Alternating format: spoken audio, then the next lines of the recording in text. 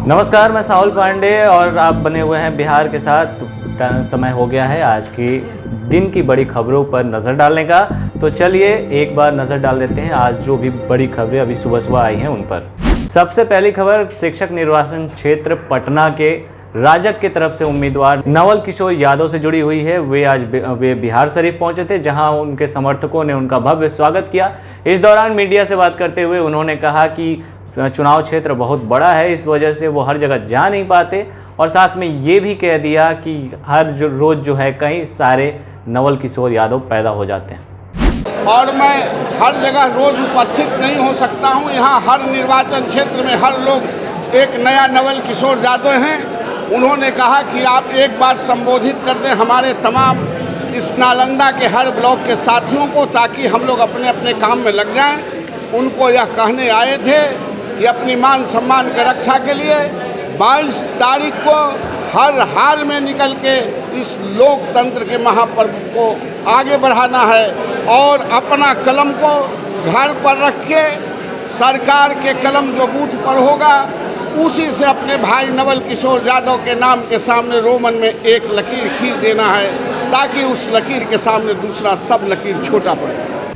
अगली खबर अरवल विधानसभा क्षेत्र से है। अरवल और कुर्था में जो है कल भी नामांकन यानी 7वें दिन नामांकन हुए। इस दौरान कई उम्मीदवारों ने अपना पर्चा भरा। इसमें सबसे बड़ा नाम रालोसपा पार्टी के जो उम्मीदवार हैं सुबोध कुमार, उन्होंने भी अपना पर्चा भरा है। उनके अलावा 6 अन्य लोगों ने अपना पर्चा भरा। बात कुर्था विधानसभा की करें तो वहां से राजद के उम्मीदवार यानी महागठबंधन की तरफ से राजद के उम्मीदवार बागी कुमार ने जो है अपना पर्चा भर दिया है, और उनके अलावा 9 अन्य लोगों ने, जिसमें कई सारे निर्दलीय प्रत्याशी भी हैं, उन्होंने अपना पर्चा भरा है। बता दें कि कल पर्चा भरने को लेकर के बहुत गहमा गहमी का माहौल दोनों ही विधानसभा क्षेत्रों को लेकर के देखने को मिला है। अगली खबर वैशाली को लेकर के आपको बता दें, कल जदयू ने अपना लिस्ट जारी किया। उम्मीदवारों की इस लिस्ट में वैशाली को लेकर के एक बड़ा नाम सामने आया है। आपको बता दें कि वैशाली विधानसभा से जदयू ने जो है चुन्नू पटेल को जो है अपना उम्मीदवार घोषित किया है। आपको बता दें चुन्नू पटेल जो है पूर्व मंत्री विष्णु पटेल के भतीजे हैं, और उन्हें इस बार जो है यहाँ से जदयू की तरफ से टिकट दिया गया। उनके समर्थकों में काफ़ी खुशी का माहौल देखने को मिला। अगली बात लालगंज विधानसभा क्षेत्र की करेंगे, जहां से भाजपा ने अपना उम्मीदवार चुन लिया है। भाजपा ने यहां से संजय सिंह को अपना उम्मीदवार बनाया है। आपको बता दें कि ये 1995 में भी यहां से विधानसभा का चुनाव लड़ चुके हैं। ऐसे में और 30 सालों से लगातार बीजेपी के ये जो है मेंबर हैं और पूर्व जिला अध्यक्ष भी रह चुके हैं। आज भारतीय जनता पार्टी के जिम्मे ये सीट आई है, तो चुनाव की दृष्टि से कोई 1 महीना पहले से भी भारतीय जनता पार्टी का कार्यकर्ता इस क्षेत्र में नहीं लगा हुआ था, और मैं 30 वर्षों से उस हिसाब से मैं काम कर रहा हूँ यहाँ। 95 में जब पूरे बिहार में भारतीय जनता पार्टी चुनाव लड़ी थी, तो उस समय मैं चुनाव यहाँ लड़ा था। उसके बाद से गठबंधन का दौर आया, तो गठबंधन में ये सीट जाती रही, और आज भारतीय जनता पार्टी के अंदर सीट आई है। तो यहाँ के कार्यकर्ताओं का ये सवाल है कि हमारे बीच भारतीय जनता पार्टी का लालगंज का कार्यकर्ता, जो लालगंज में सिर्फ अपने घर होने का दावा नहीं करता हो, जिसने राजनीतिक कर्मभूमि बनाई है लालगंज को, उसको ही उम्मीदवार बनाना चाहिए। और ये सारे कार्यकर्ता इस बात पर एकमत हैं।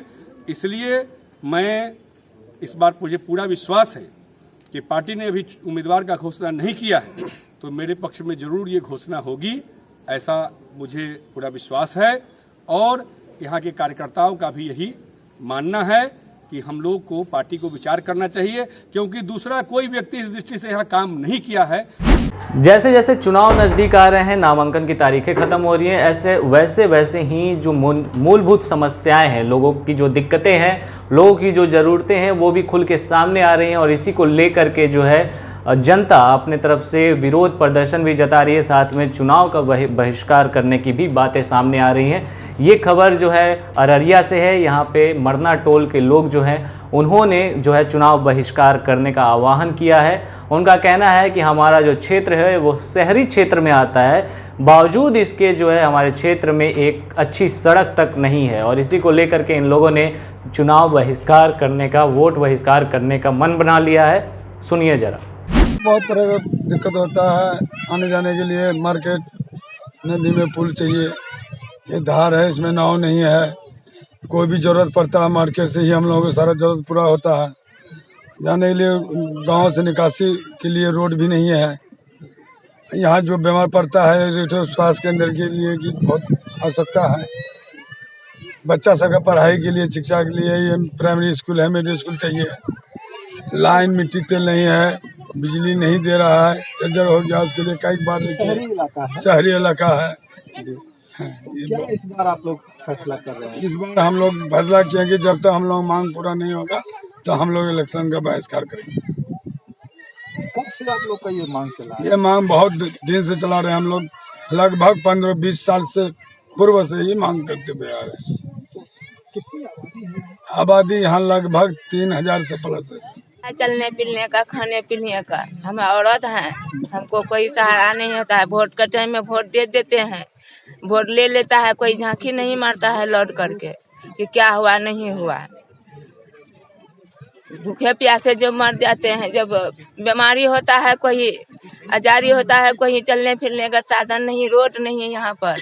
कैसे करके चलेंगे, कैसे करके रहेंगे? लंगा उघड़ा हो करके पानी में चलते हैं। हमको पुल का साधन चाहिए, खाने पीने का साधन चाहिए, कपड़ा लत्ता का साधन चाहिए। गरीब मजबूर हैं।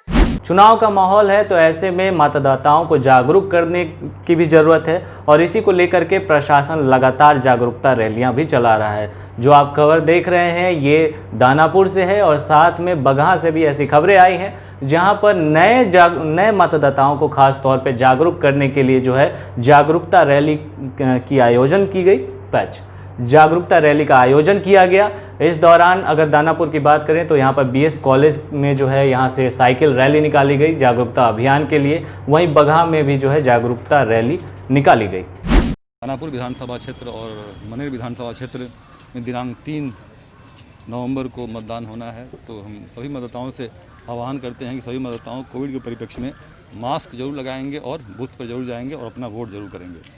ये जो बीएस कॉलेज दानापुर में एनएसएस विंग है, राष्ट्रीय सेवा योजना, उसके छात्र थे जो बराबर जो है जागरूकता रैली और ये वो निकालते रहते हैं, समाज को जागरूक करते रहते हैं और अपनी भूमिका जो है समाज के विकास में, राष्ट्र के विकास में देते रहते हैं। और आज की जो रैली है, साइकिल रैली है, जो जिसमें प्रशासन का भी सहयोग है। हम प्रशासन को धन्यवाद देते हैं, अपने बच्चों को धन्यवाद देते हैं, मीडियाकर्मी को धन्यवाद देते हैं कि ये रैली जो है मतदाताओं को जागरूक करने के लिए है, मतदाताओं को निर्भीक बनाने के लिए है, मतदाताओं को कोविड के काल में कैसे मतदान करना है इसके लिए है, मतदाताओं को मत का अधिकार और मत के प्रभाव को बताने के लिए है। धन्यवाद। अगली खबर बिहार सरकार में पूर्व मंत्री और फिलहाल राजद के नेता बन चुके श्याम रजक के बारे में है।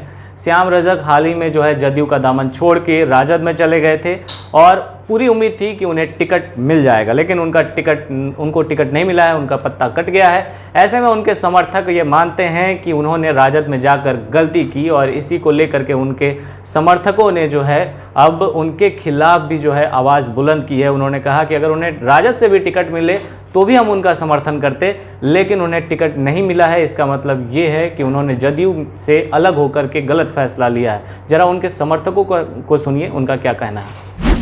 देखिए, राजनीति में जो लोग भी हैं उनको अपना राजनीतिक फैसला करने का इख्तियार है।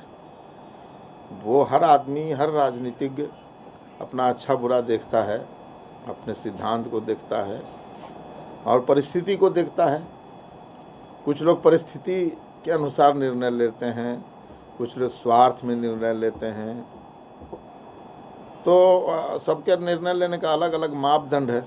अब श्याम जी क्या सोच करके उन्होंने निर्णय लिया उसमें जाने का, ये तो वही बता सकते हैं ना। लेकिन ये तो सबको इख्तियार है, कोई भी किसी दल में जा सकता है। आप किसके साथ हैं? श्याम जी के साथ? हम तो जेडीयू में हैं ना, शुरू से हम लोग जेडीयू में हैं। वो भी जेडीयू में थे, हम भी जेडीयू में हैं, थे और हैं। तो वो चले गए थे आरजेडी में, लेकिन हम लोग और हम लोगों के तमाम पूरे बोर्ड और तमाम कार्यकर्ता, कोई एक भी कार्यकर्ता तो कोई यहाँ से गया नहीं उनके साथ, क्यों कोई भी जेडीयू का आदमी तो वहाँ गया नहीं कहीं, वो तो इंटैक्ट है। और नीतीश कुमार जी जिसको टिकट दिए हैं उनके लिए सारे कार्यकर्ता समर्पित हैं, एकजुट हैं, उनके लिए काम करेंगे, उनकी जीत सुनिश्चित करेंगे। नामांकन का दौर चल रहा है, ऐसे में जो है पुलिस जो है वो कार्रवाई भी कर रही है, कानूनी कार्रवाई भी कर रही है, उनका डंडा भी चल रहा है। कुछ उम्मीदवारों के ऊपर ऐसा हुआ है। आपको बता दें, जो खबर है वो भोजपुर से है, जहां भाकपा माले के उम्मीदवार मनोज रंजन जो है वो अपना पर्चा भरने पहुंचे थे। जैसे ही पर्चा भर के निकले थे बाहर कि पुलिस ने उन्हें धर दबोचा और अपने साथ ले गई। बताया जा रहा है कि एक सड़क जाम करने को लेकर के उनके ऊपर जो है मुकदमा दर्ज हुआ था, जिसके कारण पुलिस ने ये कार्रवाई की है। आप जरा मनोज मंजन को सुनिए। इस समाज के बीच में अज्ञाओं विधानसभा क्षेत्र के तमाम मतदाताओं को संदेश देना चाहते हैं कि हम लोग, हमारी पार्टी भाकपा माले जनता के सवालों को लेकर के, जैसे छात्रों की सरकारी स्कूल में पढ़ाई, उनके लिए शिक्षक मिले, बुनियादी सुविधाएं मिले, ये पूरे हिंदुस्तान में एक अनोखा आंदोलन, सड़क पर स्कूल आंदोलन का मैंने श्रृंखला खड़ा कर दिया। अजीमाबाद, गढ़नी, चरपोखरी, पावना, अज्ञाओं, नारायणपुर से लेकर के बरुणा, ये तमाम जगहों पर सड़क पर स्कूल हमने चलाया। हमने किसानों के लिए नारायणपुर नहर हो, अजीमाबाद की नहर हो, इन तमाम नहरों में समय से पानी आए, नहरों का आधुनिकीकरण हो, किसानों के खेत में समय से पानी जाए, इन सवालों पर मैं लड़ाई लड़ा। और गरीबों को राशन मिले, राशन की कालाबाजारी नहीं हो, एक एक गरीब परिवार को राशन कार्ड मिले। नीतीश सरकार के 15 साल के राज में अभी भी हर गांव में 100-200 गरीब परिवार मिल जाएंगे, जो आज भी राशन कार्ड के लिए वो खखनते हैं, छछनते हैं, सपना देखते हैं कि एक राशन कार्ड मिल जाता है। और नीतीश जी उन्हीं का वोट लेकर के 15 सालों से सरकार चला रहे हैं और उनके पास एक राशन कार्ड तक नहीं है। अब बात रोहतास जिले की कर लेते हैं। यहाँ की एक विधानसभा सीट है जिसे काफ़ी हॉट सीट माना जाता है। ये सीट है दिनारा की सीट और यहाँ से जो है प्रदेश के विज्ञान और प्रौद्योगिकी मंत्री जय कुमार ने जो है अपना नामांकन कल भर दिया है। नामांकन के दौरान उनके समर्थक भी उनके साथ पहुंचे थे। आप ज़रा तस्वीरों में उन्हें देख सकते हैं। मैंने 37 साल भारतीय जनता पार्टी और विचारधारा की सेवा की है और मैं एक सामान्य कार्यकर्ता के रूप में काम करते हुए यहाँ तक हमको पार्टी ने पहुँचाया है। और आज भी हमारे देश के यशस्वी प्रधानमंत्री जिस तरह से देश में विकास कर रहे हैं, गांव गरीब की सेवा के लिए जिस तरह से वो काम कर रहे हैं। एक तरफ चुनावी माहौल चल रहा है तो वहीं दूसरी तरफ जनता जो है बाढ़ के होने से भी परेशान है और बाढ़ के जाने से भी परेशान है। यानी बाढ़ अगर ख़त्म भी हुआ है तो भी जनता परेशान है। ख़ास तौर पे नदियों के किनारे रहने वाले लोग, उन्हें जो है अब कटाव का खतरा महसूस होने लगा है और कटाव हो भी रहा है, जिसके चलते उनकी सैकड़ों एकड़ की ज़मीन जो है वो नदी में समा गई है। हम बात बगहा की कर रहे हैं। यहाँ पर बहती है गंडक नदी। ये नदी, इस नदी में जब बाढ़ आता है तो जो है सारे आसपास के इलाके हैं वो जो है बाढ़ में डूब जाते हैं और जब बाढ़ ख़त्म होता है यानी नदी में पानी कम होता है तो कटाव की समस्या होने लगती है और इस दौरान जो है कई एकड़ की ज़मीनें जो हैं वो नदी में समा जाती हैं। आप जो ये वीडियो देख रहे हैं ये बगहा का वीडियो है, जहाँ पर जो है नदी के कटाव के कारण जो है लोगों के कई एकड़ की ज़मीन, ख़ास तौर पे गन्ने की फसल की ज़मीन जो है वो गंडक नदी में समा गई है और इसको लेकर के किसान काफ़ी नाराज़ भी हैं और मायूस भी हैं। तो ये थी आज दिन भर की खबरें। चलते चलते आपको एक वीडियो के साथ छोड़े जाते हैं। ये दिखाता है कि किस तरीके से हम आत्मनिर्भर भी बन सकते हैं, सिर्फ टेक्नोलॉजी के क्षेत्रों में नहीं बल्कि कृषि के क्षेत्र में भी। आपको पता ही होगा कि कृषि क्षेत्र में जो है कई सारी चीज़ों का उपयोग होता है, लेकिन अगर आप चाहें तो घरेलू चीज़ों का इस्तेमाल करके भी अपने खेती को पहले से दुरुस्त बना सकते हैं।